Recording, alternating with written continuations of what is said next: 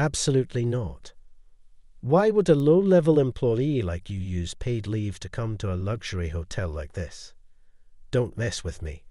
Approval for paid leave. That was just to keep you guessing, obviously. I never imagined you'd actually take time off to come here.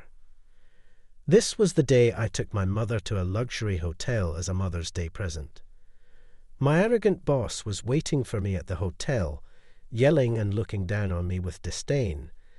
But he doesn't know my mother is not just any ordinary woman, and that his life was about to take a turn for the worse. My name is Kevin. I grew up in a single-parent household after my parents divorced when I was young. From a young age, I noticed how busy my mother was, working hard to provide for us. As a kid left in daycare, I was always the last one to be picked up. "Hey, Mr. Johnson, where's my mom?" "Not here yet. She'll be a bit later." "Wanna play with blocks?" "I guess, but all my friends have gone home already." "Then let's build a big truck with the blocks together." Mr. Johnson at the daycare probably felt sorry for me waiting for my mom every evening. He always suggested fun activities to keep me entertained. Even in elementary school, life wasn't much different. Unlike daycare, which cared for me until 7:00 p.m., after-school programs only went until 6:00 p.m. and cost extra for extended hours. After 6:00 p.m., I would walk home alone on dark streets, watching other kids leave with their parents. Sometimes friends' parents worried about me and offered me a ride home, but it felt more miserable, and I hated them seeing my dark, empty house. So I would rush home alone. I never expressed my loneliness or frustration to my mother. Even as a child, I understood she was working hard. I had a vague sense of our financial struggles and debt, so I kept my feelings to myself, enduring the loneliness silently. As I got older, I turned to sports to distract myself from the loneliness. Sweating and focusing on sports helped me forget the unpleasantness. My childhood was a battle against this loneliness. Thanks to my mother's hard work, our living situation gradually improved. In high school, I was active in sports clubs and worked part-time on my days off. But it wasn't to earn living expenses. My mother's efforts meant it was just for pocket money. Like my friends, I was earning money just for fun. Around that time, I started thinking about my future education. One day, with parent-teacher meetings approaching, I brought it up to my mother. Private universities are a bit too much, but you can go to any public university department you like if you want to pursue higher education. Her response surprised me. "Really?" "Of course. You've been through a lot. I want to let you study as much as you want." "Thanks, Mom. I'll go to college. I'll study hard and get into a public university, so don't worry." "Sorry, Kevin. Thank you." I researched universities that were affordable and within commuting distance from home and studied relentlessly. Balancing work and study was tough, but my mock exam results were promising. "If you keep up these grades, you're likely to get in," my teacher assured me at the parent-teacher-student conference. Encouraged by this, I confidently took my university entrance exams and succeeded, getting into a public university. As a college student, I increased my working hours, but never slacked off in my studies. It was a university I had worked hard to get into. I didn't want to waste that opportunity. I packed my 4 years with lectures, earning more credits than necessary. I also actively participated in club activities, making for a fulfilling 4 years. After graduation, I got a job in the textile industry.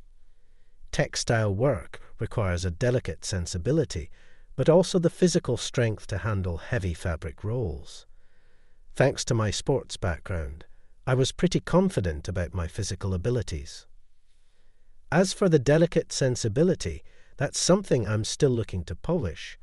Sensibility is honed on the job. Don't worry, Michael from the sales department told me. His words made me realize that although promotion is great, I wanted to work in the field as long as possible. Once you climb the corporate ladder, you end up doing more paperwork and attending more meetings than actual field work. I shared this view with my peers. You're quite the unique one, they said. I wondered if most people prefer to climb the career ladder quickly and work comfortably in an office. It seemed I was a rare type. Under Michael's guidance, I worked hard, often meeting demanding requests from clients. Saying I dedicated most of my 20s to work wouldn't be an exaggeration. My life revolved around the company, awake or asleep. Then, one day, everything changed. Cancer? I hesitated to tell you, but being honest is better than causing unnecessary speculation. This is terrible, but it's early, so it's not an immediate threat. Michael had gathered us before work to disclose his cancer diagnosis. Discovered early, there was a chance of recovery and return, but at 55, he decided to take early retirement. I'm sorry to spring this on you so suddenly. I'll ensure a smooth transition and won't burden you further, he said. But are you really okay? Will you recover?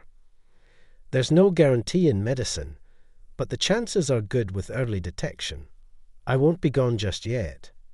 Make sure to visit me sometimes. Michael was overwhelmed. I couldn't help but cry, and Michael gently patted my back. Due to his illness, he quickly transitioned his responsibilities and left the workplace a few days later. His successor as department head was David. Hey, starting today, I'm the head of this department. I expect respect, everyone's cooperation with me in charge. Lax work won't be tolerated. Be prepared to work hard. His greeting conveyed a sense of unease, causing frowns among us. But David seemed oblivious. He was someone none of us expected to get promoted to a management position. To put it bluntly, he wasn't exactly known for his competence. But with Michael's sudden retirement, David, by virtue of seniority, unexpectedly landed the role. He disliked being told what to do, often begrudgingly agreeing to Michael's instructions. He was also known for lashing out at objects and yelling at juniors, not the kind of person you hear good things about. Until now, Michael had kept him in check, preventing any major issues. But now, with Michael gone and David promoted, there was virtually no one to stop him. Moreover, it seemed David didn't quite grasp that it's already the modern era. I'm heading out now. I was finishing up my day's work, ready to leave at the regular time. Hey, Kevin, it's still regular hours. Why are you leaving? David asked, genuinely puzzled. Well, it is the end of my shift, and I've finished today's work, so I'm heading home. What are you talking about? Just because you finished today's work doesn't mean you can just leave. There's always more to do. And you guys too, don't just talk about today's work. Keep looking ahead and keep working. That way, we can secure more contracts, which is only good for the company. Stay late as much as possible. Those who leave on time are incompetent. Work harder. David announced this proudly in front of everyone, leaving us all dumbstruck. Then, when a junior employee tried to take annual leave, "Hey, I heard you applied for an annual leave." "Ah, yes." "What are you thinking?" He confronted him sharply. "Well, everyone else is working hard. You think you can just take an annual leave? Don't mess around.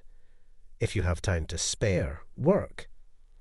"No, that day is for a family memorial service." "I've taken annual leaves before, and it was never an issue, so what?" "I'm the boss now. Forget everything that happened before. From now on, taking annual leave is not allowed." His excessively tyrannical behavior left everyone in the department bewildered. There was even this incident. Who arrives at the last minute like that? As a punishment, come an hour early tomorrow and clean the office. He dished out such senseless penalties.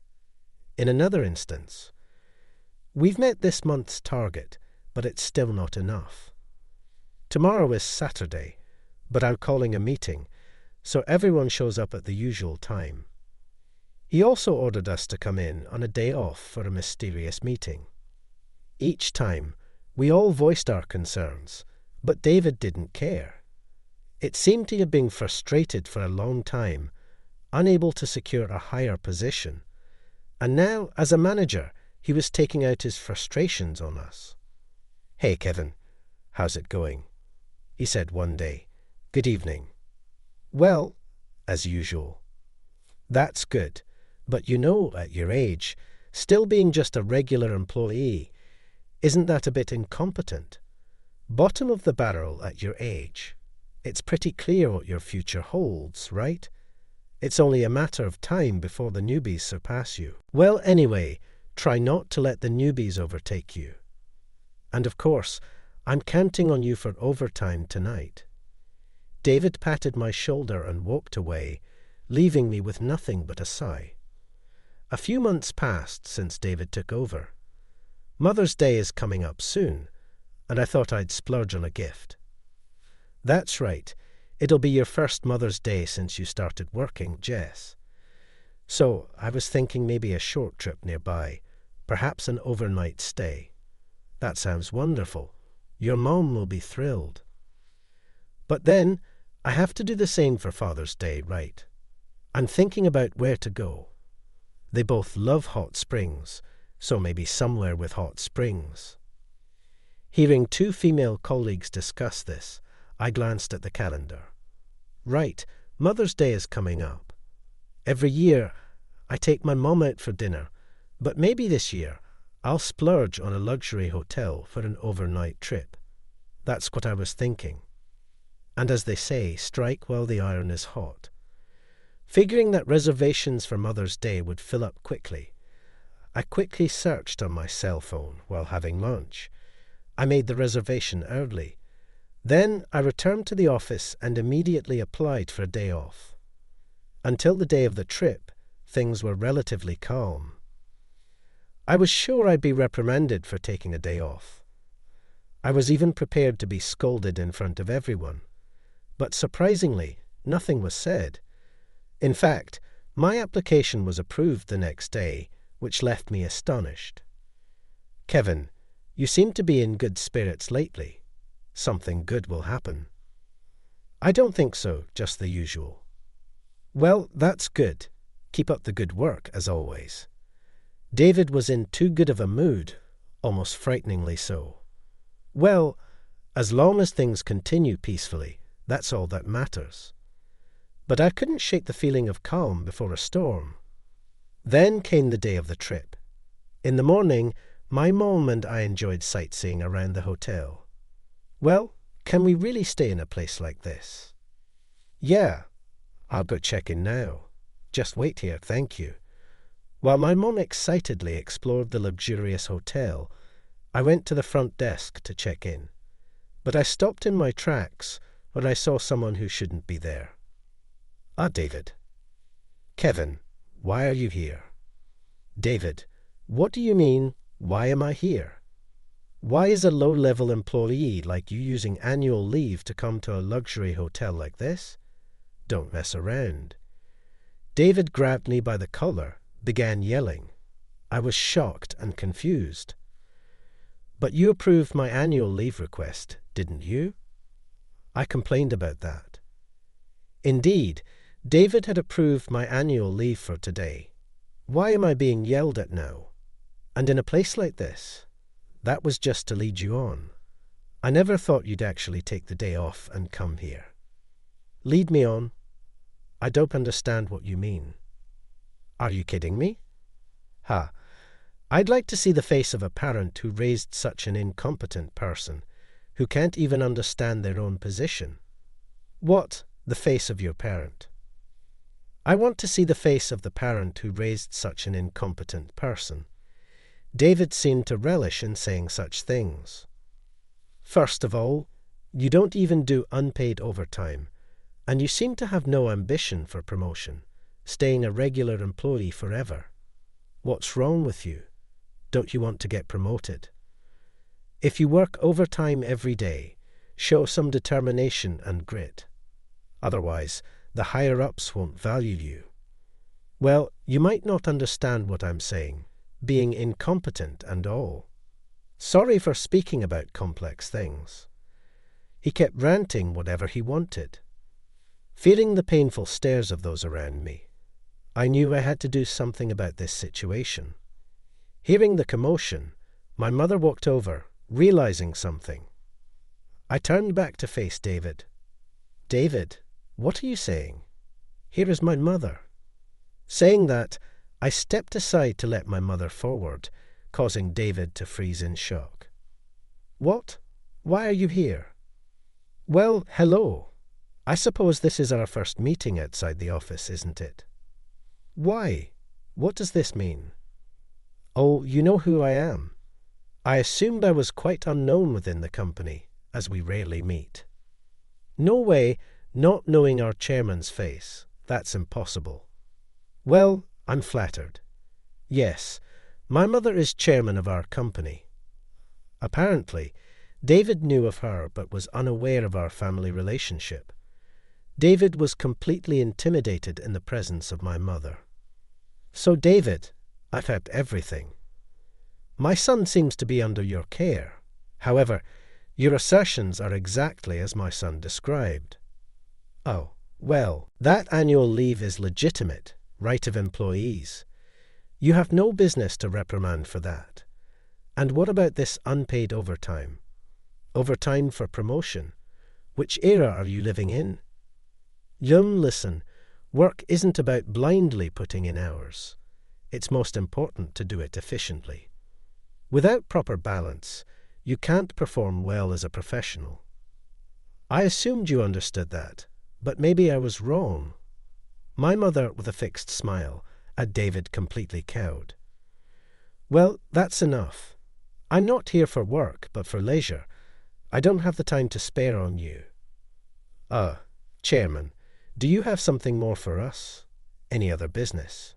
Yikes, no, nothing good. I'll inform you of your consequences later. Be prepared for that, Kevin. Let's go. Yes, I said. Seeing my mother so livid after a long time, I couldn't help but break into a cold sweat. Careful not to aggravate her further, I thought. I responded and walked past David, glancing at his face as we passed. I saw a man utterly crushed by despair. After that, my mother and I enjoyed our trip immensely and returned home very satisfied. The day after next, when I went back to work, David's seat was no longer in the sales department. It seemed that my mother had called HR from our trip. David's unreasonable treatment of his subordinates came to delight HR. They had already deemed him unfit for the managerial role, considering him just a stopgap until a more suitable person was hired. Of course, had he performed well, he could have kept his position, but his conduct had sealed his fate. It seemed that David had mistakenly believed he earned his position through his own merit when, in reality, it was more of a fluke. This misperception led to his tyrannical behavior, resulting in an immediate transfer. He was transferred to the logistics department, a place so hot it makes you sweat like a waterfall, where physical strength is essential.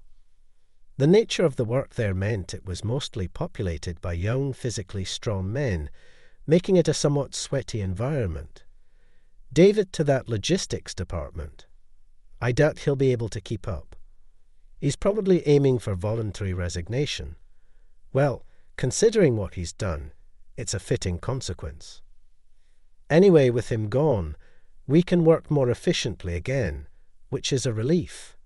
Yes, no more unnecessary overtime or working on holidays. It seems we're heading back to a peaceful work environment. Everyone gossiped, but no one truly seemed worried about David. He was probably feeling marginalized now, sweating profusely in the logistics department. I didn't feel a shred of sympathy for him. In the sales department, the position of the next department head was left vacant for a while, and the manager, Steve, temporarily took on the role. We made a mistake with an interim personal decision, thinking it was just for a short while. I apologize for the great inconvenience caused to everyone. The HR department, seemingly reflecting on their actions, came all the way to the sales department to leave words of apology. It seems my mother, though retired as the active chairman, reconsidered the need to keep an eye on the company's internal affairs. The current president, who had been my mother's competent right hand for years, also received a word from her and sent an apology. In the sales department, we were just glad to have our peaceful work environment back and felt almost embarrassed to be apologized to by various parties. Soon after his transfer to logistics, David left the company. It's unclear whether the transfer was a move to encourage his resignation, but working under younger employees must have been unbearable for him, and physically it must have been quite demanding. He was really put through the ringer, someone commented. It's ironic for someone who hated taking orders. He couldn't have lasted long. Such rumours faded within a week. Later, I was summoned by my mother to the reception room. "Kevin, sorry for the sudden call." "It's fine, but what's up?" "Something else happened." "No, it's different." "I was hoping you'd be ready to accept a promotion soon." "A promotion?" "Yes, I'm very grateful you joined our company. I know you've continued to work in the field based on Michael's advice, and you have your own goals and pride in your current job. I think I understand all that." "Then why suddenly?" "It's not sudden. I've been thinking about it for a long time. It's not just me. The president and the HR department agree." "Really, that was surprising to hear, Kevin. Since you joined the company, we haven't had a proper discussion. So, let me say this now. I hope, if possible, you can work towards becoming the next president of the company." "That is certainly. Since I joined the company you founded, I've thought about it eventually, but I still have so much to learn, and I still want to be out in the field." "I understand. But our company's work isn't just about being in the field. Certainly, there are things you can't understand and experience unless you're on site. However, there are also things you can only understand and learn by being in a leadership position, directing others." I understood what my mom was saying. I felt the same way when I first joined the company. I was fully intent on eventually taking over as president. However, after working in the textile industry for 10 years, I grew increasingly anxious about whether I could handle such a big responsibility. I told my mom, "Please let me think about it." I called Michael on the weekend. He had successfully undergone surgery and was now enjoying a peaceful retirement. "I haven't been in touch for a while," I said.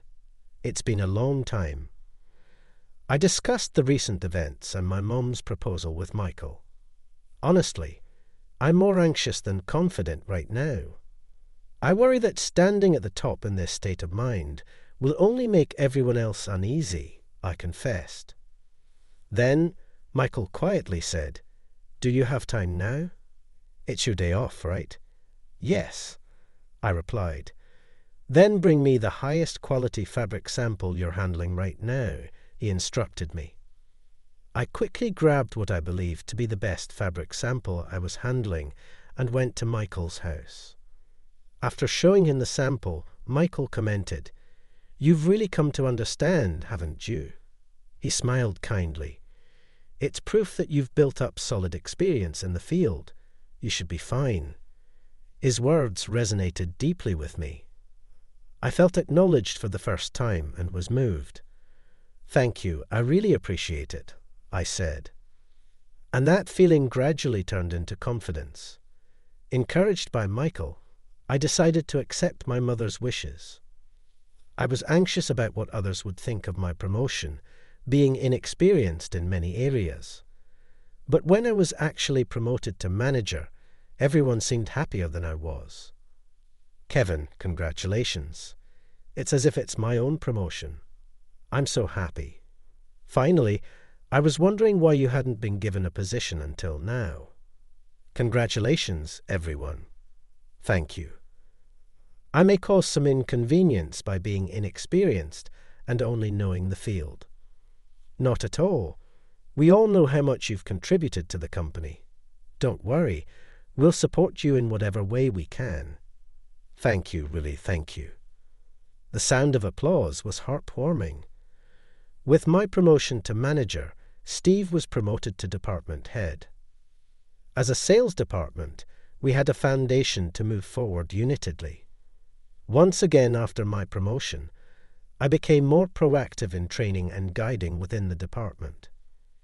Even though juniors had asked for my guidance before, I was mostly out in the field, so I wasn't often in the office, especially the new female employee who had wanted to ask me many things, benefited from my new focus on sharing knowledge and sales expertise.